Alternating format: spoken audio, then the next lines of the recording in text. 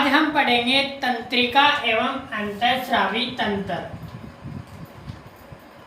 आज हम सिर्फ पढ़ेंगे तंत्रिका। तंत्रिका क्या है, तंत्रिका के बारे में हम अध्ययन करेंगे। अंतःस्रावी तंत्र का हम अगले लेक्चर में अध्ययन करेंगे।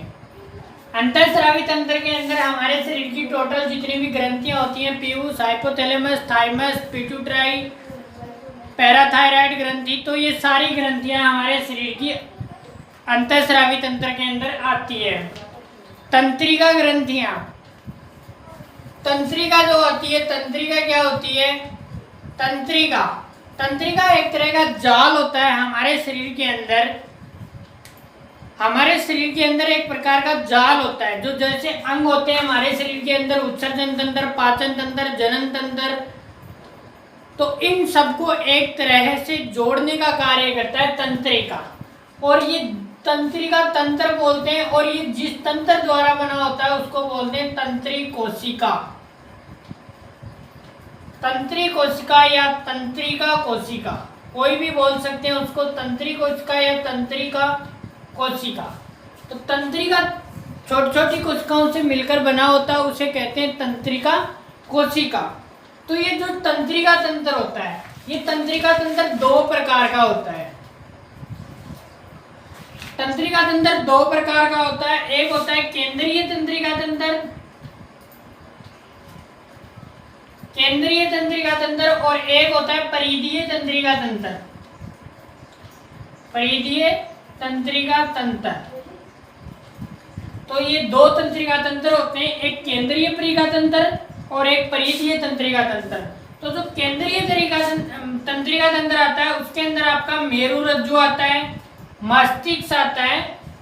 मस्तिष्क और मेरुरज्जु केंद्रीय तंत्रिका तंत्र के अंदर आता है। और एक आता है तंत्रिका कोशिका।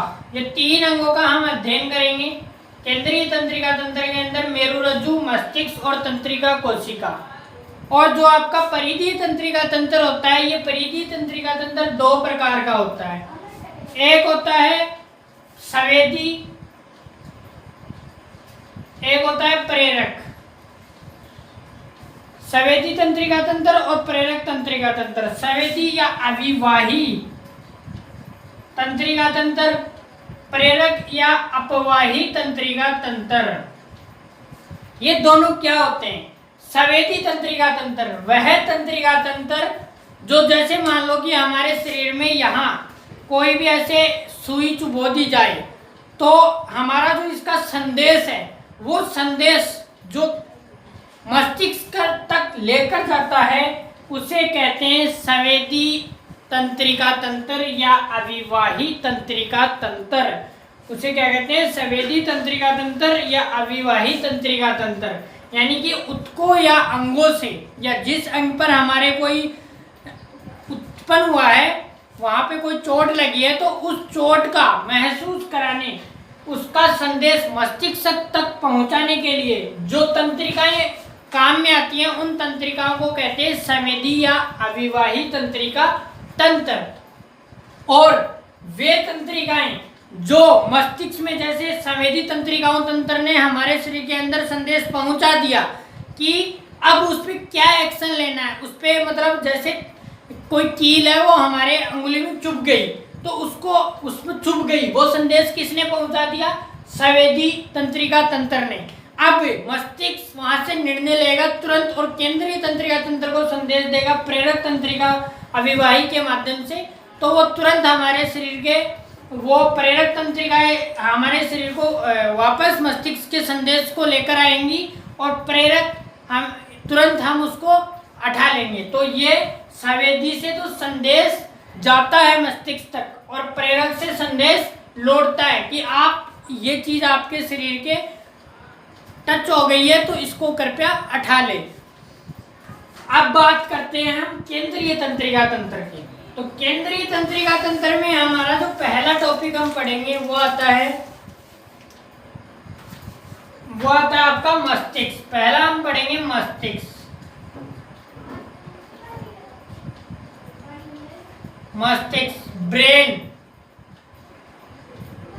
ब्रेन, मस्तिष्क ब्रेन। तो मस्तिष्क हमारे शरीर का एक अंग है जो हमारे कपाल की अस्थियों के बीच में सुरक्षित रहता है। कि मस्तिष्क जो होता है वो हमारे शरीर में सोचने, समझने, सूंघने और निर्णय लेने की शक्ति को, निर्णय लेने को हमारे शरीर के अंदर क्या करता है, एक्टिव रखता है। तो ये 3 प्रकार का होता है, भाग होते हैं, अग्र मस्तिष्क, मध्य मस्तिष्क और पश्चिम मस्तिष्क। तो जो आपका अग्र मस्तिष्क होता है उसके अंदर आपका आता है प्रमस्तिष्क, प्रमस्तिष्क, थैलेमस और हाइपोथैलेमस। हाइपोथैलेमस। तो जो प्रमस्तिष्क होता है वो मानव का सबसे, मतलब जितना भी प्राणी जात है, जीव जगत है, उसके अंदर सबसे बड़ा प्रमस्तिष्क किसका होता है, मानव का।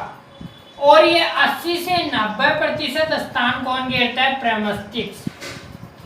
प्रमस्तिष्क होता है वो 2 गोलार्धों में बटा हुआ होता है, एक दायां और एक बायां। दायां और बायां गोलार्ध में बटा हुआ होता है, बायां गोलार्ध और दायां गोलार्ध। इनको क्या कहा जाता है, कॉर्टेक्स कहा जाता है, कॉर्टेक्स कहा जाता है। और इनके अंदर एक वाइट सफेद धूसर द्रव्य भरा हुआ रहता है। इनको जो आपस में जोड़ने का कार्य करता है उसे कहते हैं कार्पस कैलोसम।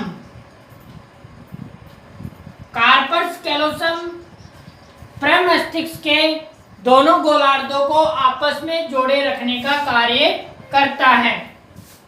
फिर आते हैं थैलेमस और हाइपोथैलेमस। तो प्रमस्तिष्क के डायनसेफेलॉन भाग पर ये जो प्रमस्तिष्क होता है उसके चारों ओर थैलेमस भरा हुआ रहता है, चारों ओर थैलेमस पाया जाता है। और जो हाइपोथैलेमस होता है वो प्रमस्तिष्क के डायनसेफेलॉन भाग पर पाया जाता है। और हाइपोथैलेमस हमारे शरीर में ताप, थकान, भूख, प्यास, निद्रा आदि को क्या करता है, कंट्रोल करता है। और हाइपोथैलेमस एक ग्रंथि है जिसका हम अंतःस्रावी भाग में अध्ययन करके आता है, वो आता है मध्य मस्तिष्क। मध्य मस्तिष्क के अंदर हमारा आता है, मध्य मस्तिष्क 4 पार्ट में डिवाइडेड होता है, 4 पार्ट में। और इन 4 पार्टों को कहते हैं कार्पर क्वाड्रोजेमिना। कार्पर क्वाड्रोजेमिना इनको कहते हैं, इन 4 पार्टों को कार्प्रोक्वाड्रिजेमिन कहते हैं इनको।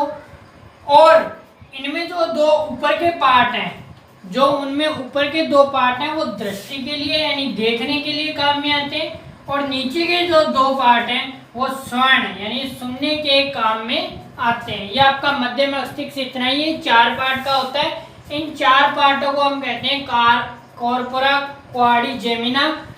ऊपर के 2 पार्ट दृष्टि में उपयोगी होते हैं, नीचे के 2 पार्ट श्रवण में उपयोगी होते हैं। अब हमारा जो लास्ट पार्ट आता है वो भाग पश्चिम भाग के अंदर आता है हमारा अनुमस्तिष्क, मध्यांश और पोन्स। तो जो हमारा अनुमस्तिष्क होता है वो ऐच्छिक क्रियाओं पर, ऐच्छिक तंत्रिका कोशिकाओं पर नियंत्रित करता है, तंत्रिका कोशिकाओं पर नियंत्रित करता है। और मध्यांश भाग हमारे शरीर के अंदर रक्तदाब को नियंत्रित करता है, रक्तदाब को नियंत्रित करता है मध्यांश भाग। और अनुमस्तिष्क भाग हमारे शरीर में ऐच्छिक क्रियाओं को नियंत्रित करता है। अब इसके बाद जो भाग आता है वो आता है मेरुरज्जु।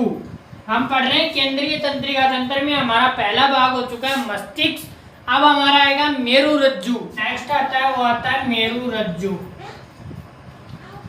मेरुरज्जु क्या होता है, मेरुरज्जु पश्चिम मस्तिष्क के मध्यांश भाग से जुड़ी हुई होती है, पश्चिम मस्तिष्क के मध्यांश भाग से जुड़ी हुई होती है। और ये तंत्रिका तंत्र का एक महत्वपूर्ण अंग है, तंत्रिका तंत्र पर ये कंट्रोल करती है और तंत्रिका तंत्र का ये एक महत्वपूर्ण अंग है।